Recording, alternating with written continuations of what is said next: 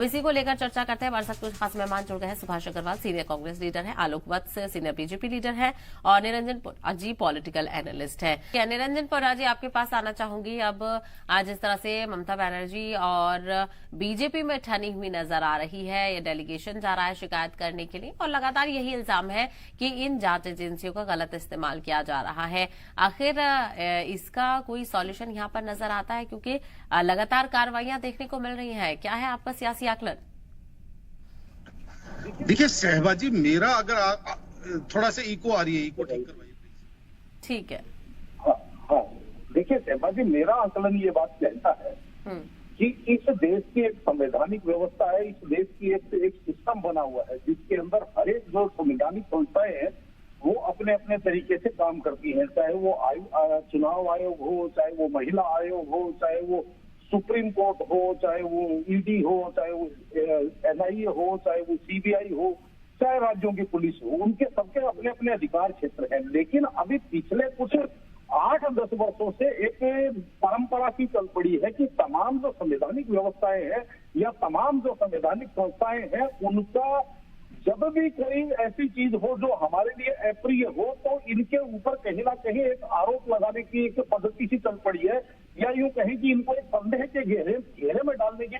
पद्धति से चल पड़ी है। जब सुप्रीम कोर्ट से भी कोई फैसला हमारे विपरीत आता है तो हम छूटते ये बात कह देते हैं कि लोकतंत्र खतरे में है, देश में तानाशाही होगी, तमाम संस्थाओं के ऊपर एक पार्टी का या एक व्यक्ति का कब्जा हो गया। जब वही सुप्रीम कोर्ट जब उसी पार्टी और उसी व्यक्ति को जब लताड़ लगाता है या यूं मान के चलिए कि उनके मन मुताबिक फैसला दे देता है शिकायतकर्ताओं के, तब वो कहते हैं लोकतंत्र की जीत हो गई और ये हमारी संवैधानिक जीत है। उस समय वो जीत का जश्न मनाते हैं। अरे भाई, अगर आपकी उस समय जीत है तो जब फैसला आपके विपरीत आता है तो उस फैसले को भी आप संवैधानिक फैसला मान के ही उसको स्वीकार कीजिए। लेकिन और एक चीज और सर देखिए सहबाजी, मैं आपके चैनल के माध्यम से तमाम लोगों को कहना चाहता हूँ कि देखिए ये हमारा देश का लोकतंत्र है और किसी भी लोकतंत्र के अंदर जनता का जो भरोसा है या जनता का जो विश्वास है तमाम संस्थाओं के अंदर, या यूं कहें कि लोकतंत्र की संवैधानिक संस्थाओं में जनता का विश्वास बहुत महत्वपूर्ण चीज होती है। और एक बार अगर इन संस्थाओं का या इन व्यवस्थाओं के ऊपर से जनता का विश्वास आपने अगर कम कर दिया तो कहीं ना कहीं अगर मान लीजिए ये आप मेरे हिसाब से महापाप कर रहे हैं। ये बात इसलिए कह रहा हूँ सहबाजी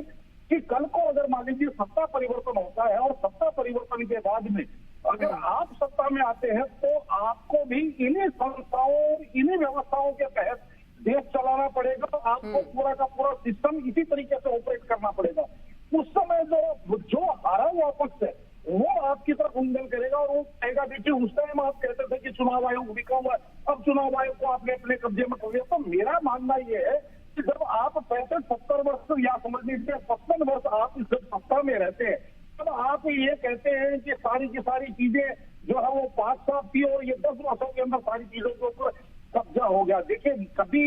ईवीएम के ऊपर लोगों का विश्वास तोड़ना,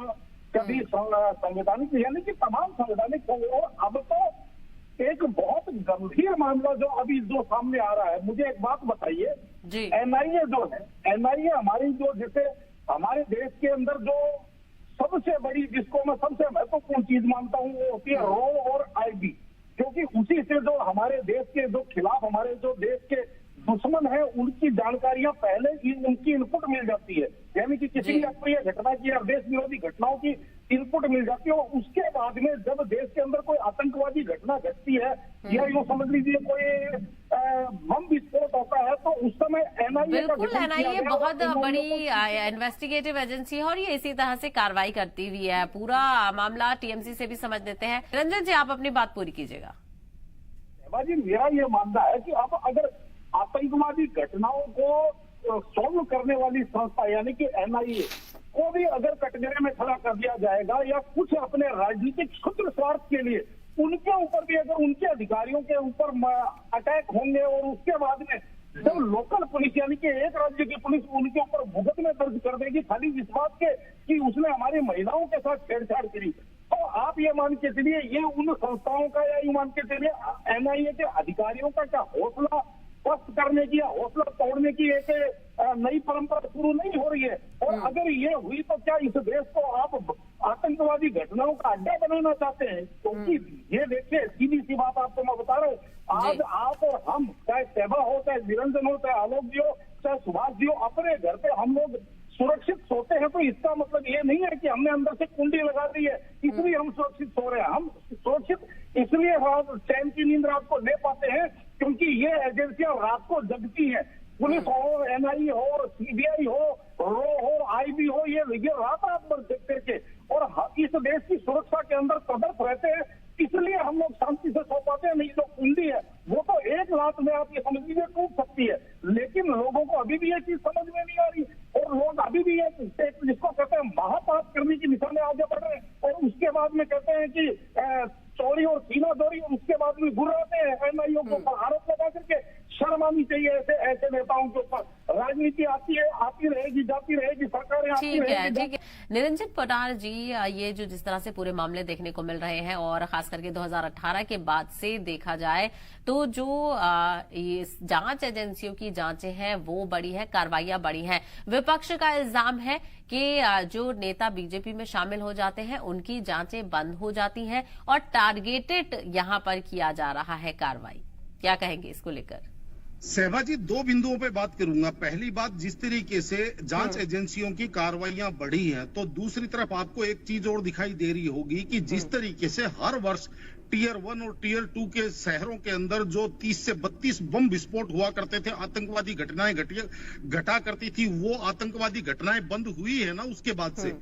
उससे पहले वो घटनाएं होती थी ना। और जिस तरीके से देश के अंदर आज अगर ईडी ने मान लीजिए 1,10,000 करोड़ रुपए पकड़े हैं तो वो पकड़े गए हैं ना, ये कार्रवाइयां बढ़ने की वजह से ही हुई है ना। अगर आज मान लीजिए जिस तरीके से देश के अंदर जो जिसको एक काला धन की एक जो गंगा बहती थी, उसके अंदर कहीं ना कहीं कुछ ना कुछ, मैं ये नहीं कहता कि उसके अंदर बहुत बड़ी रुकावट आ गई है, लेकिन थोड़ी सी उसके अंदर अगर कोई रुकावट आई है कहीं, चाहे व्यापारी समुदाय हो, चाहे कोई तस्कर समुदाय हो, चाहे कोई राजनीतिक समुदाय हो, उनके अंदर एक भय का माहौल है, तो वो होना चाहिए ना देश विरोधी गतिविधियों के अंदर। और रही बात, देखिए अभी जिस तरीके से मानव जायसवाल जी कह रहे थे, सेवा जी, क्या आपको इसकी गंभीरता नहीं समझ में आती कि वो कह रहे हैं कि 1.5 साल पुरानी घटना में एकाएक एनआईए अब एक्टिव हो गई? अरे 1.5 साल पुरानी घटना जब बम विस्फोट हुए थे वो तो सर्वविदित है ना, कोई वो तो काल्पनिक कथा नहीं है ना। लेकिन उन 1.5 साल के अंदर अगर आपकी लोकल इंटेलिजेंस, लोकल पुलिस, आपकी लोकल एसटीएफ अगर उस चीज के ऊपर कार्रवाई करती तो, और उसके बाद में आप ये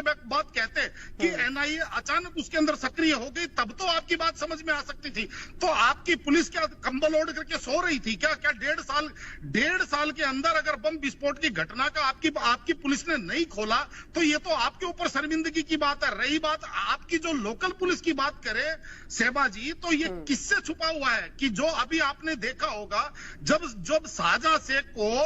जैसे ही हाई कोर्ट से लताड़ पड़ी वैसे ही उसकी गिरफ्तारी दिखाई गई और उसके बाद में जब उसको कोर्ट में पेश किया तो वो कैसे चलता हुआ आपके टीवी विजुअल्स के ऊपर वो चीजें चल रही थी ना, वो फुटेज चल रही थी ना कि पुलिस उसको ऐसा लग रहा था जैसे पुलिस उसको गार्ड कर रही है, ना कि उसको गिरफ्तार करके ले जाया जा रहा है। जब आपकी पुलिस वहां पे अपराधियों के लिए सुरक्षा गार्ड का काम करेगी, अपराधियों के लिए जब वहां पे संरक्षण का काम करेगी और उसके बाद में आप कहेंगे कि केंद्रीय एजेंसियां काम ना करें, लोकल पुलिस को आपने पंगु बना दिया, तो फिर क्या वहां की जनता को मरने और अपराध करने के लिए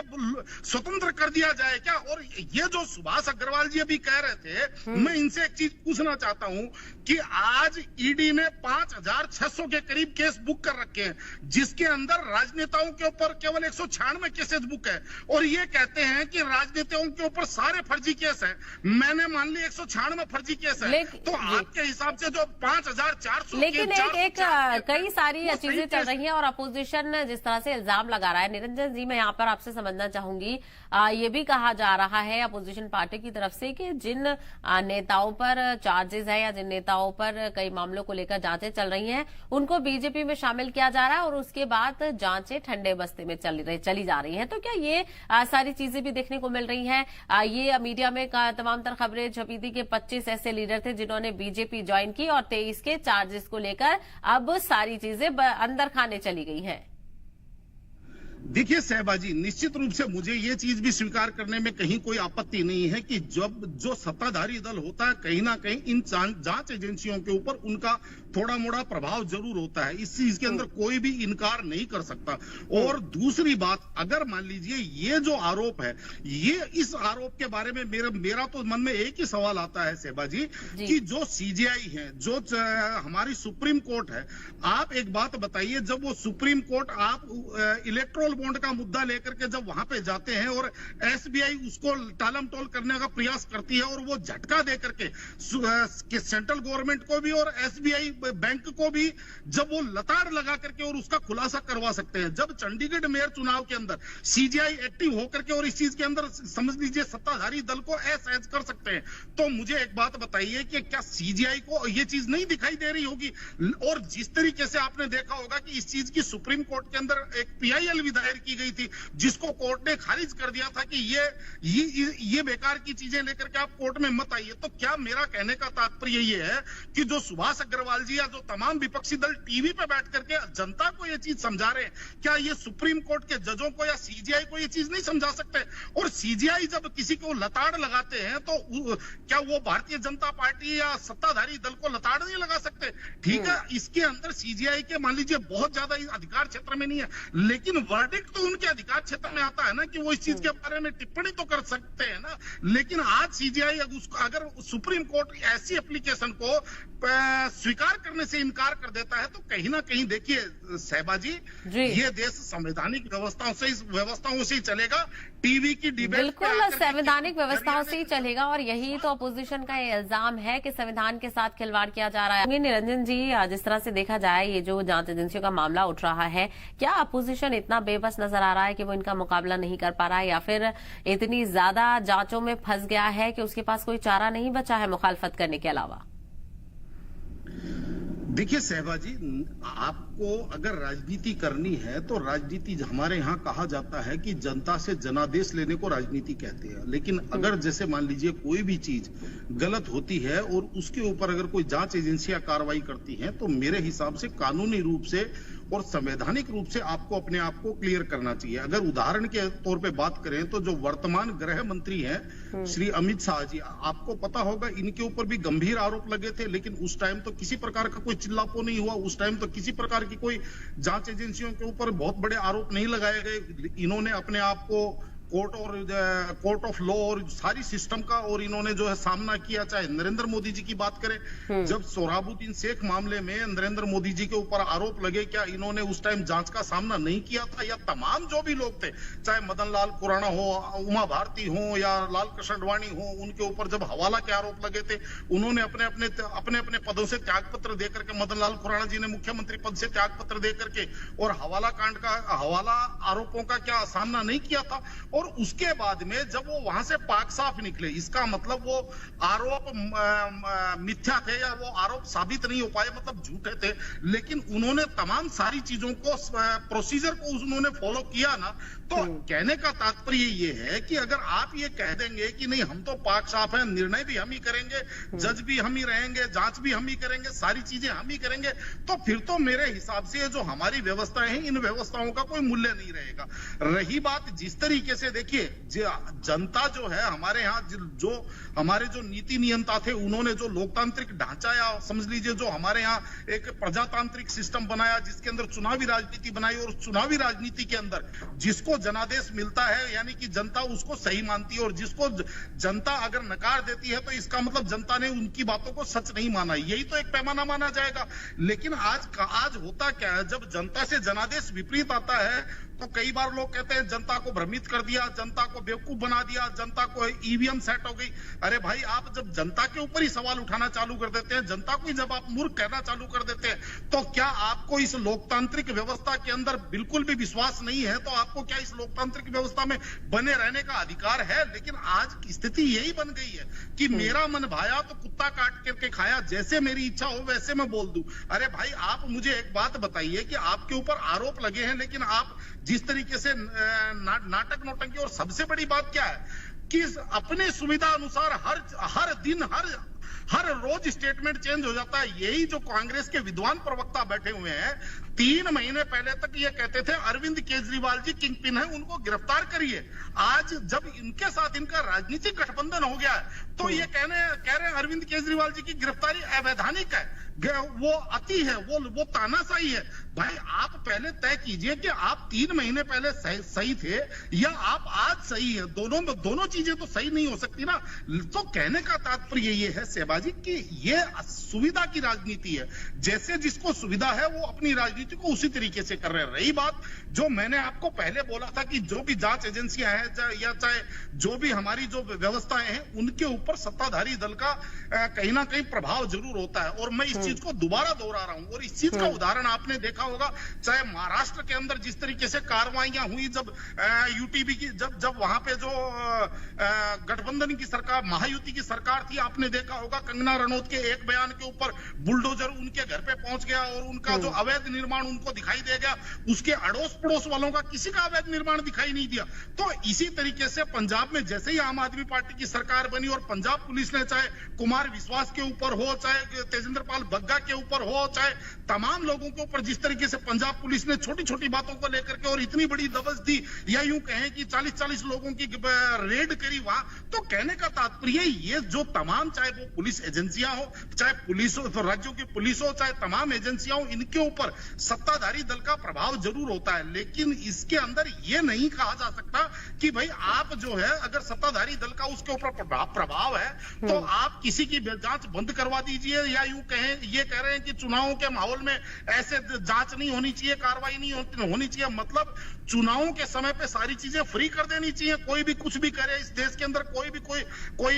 चाहे कितना ही भ्रष्टाचार करे, चाहे कितना ही काला धन लाए, चाहे कितना ही पैसा इधर से उधर करे, लेकिन भाई अब तो चुनाव है, 3 महीने तो ये देश जो है भगवान के भरोसे चलेगा। क्या ऐसा होना चाहिए? आज आम जनता के भी पैसे पकड़े जा रहे हैं ना, जिनके पास कैश आवश्यकता से, यानी एक असामान्य कैश जिनके पास है, चाहे वो आम जनता का, चाहे व्यापारी वर्ग हो, चाहे वो किसी भी धंधे में लगा हुआ आदमी हो, लेकिन उसके पास जब पुलिस या जो भी एजेंसियां हैं उनके पास जब कैश देखती है तो उसको जब्त कर रही है ना जब आचार संहिता के दौरान। तो कहने का तात्पर्य ये है सेबाजी, ये देश एक व्यवस्थाओं से चलता आया है और इन्हीं व्यवस्थाओं से चल रहा है और इन्हीं व्यवस्थाओं से चलता रहेगा। अगर आप कल को सत्ता में आ गए, यही बातें कल भारतीय जनता पार्टी कहना चालू कर देगी, तो मेरे हिसाब से इस जनता के मन में, इस जनता के